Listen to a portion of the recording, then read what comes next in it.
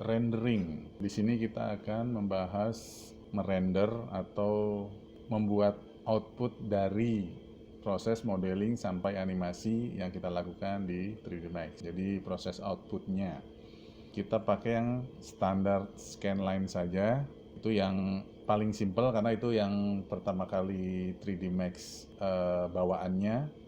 Sebelum ada yang mental ray, V-ray, segala macam, kita pakai yang scanline saja. Jadi rendering, render setup. Nah, kita akan pakai yang default scanline render. Yang lain itu nanti kalian bisa coba-coba, tapi kita pakai yang default saja. Oke? Untuk rendering itu kita bisa ngerender atau kita bisa output dari scene kita itu sebagai still image. Kalau misalnya kita pengen jadikan poster, flyer, brosur, segala macam. Terus dengan bentuk video, bisa AVI, bisa MOV. Satu lagi bentuknya adalah image sequence.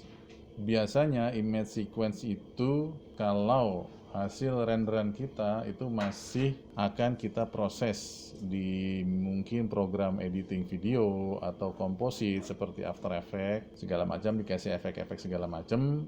Nah, itu biasanya pakai yang image sequence. Oke, jadi bisa still, bisa bentuk video, bisa bentuk image sequence.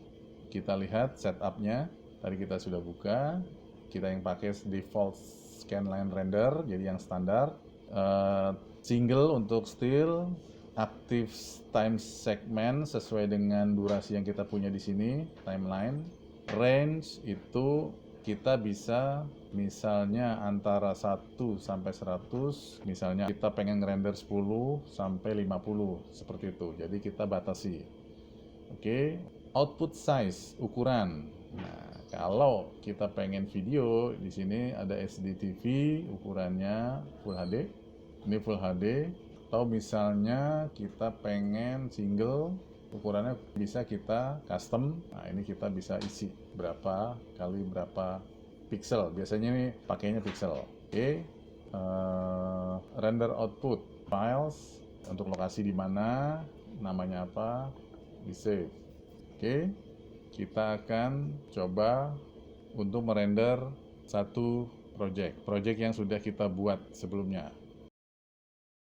Oke, kita buka satu project yang pernah kita lakukan, hamburger. Ini kebetulan kita ada skylight, jadi kalau kita lihat supaya dia bisa mempengaruhi render kita, light tracernya harus aktif. Jadi di render setup ada advanced lighting, light tracer aktif. Kemudian di common kalau kita lihat di sini ada use advanced lighting, yaitu ininya. Oke, settingannya sudah seperti ini aja. Kita tes render, shift Q. Oke, kita lihat kita nggak kepengen ini black. Kalau misalnya kita pengen render backgroundnya putih, kita lihat di environment, rendering environment, standarnya hitam. Ini kita ganti putih aja. Oke, warna putih. Kita tes shift Q. Oke, putih. Yang ini kalau kita hide, coba seperti ini.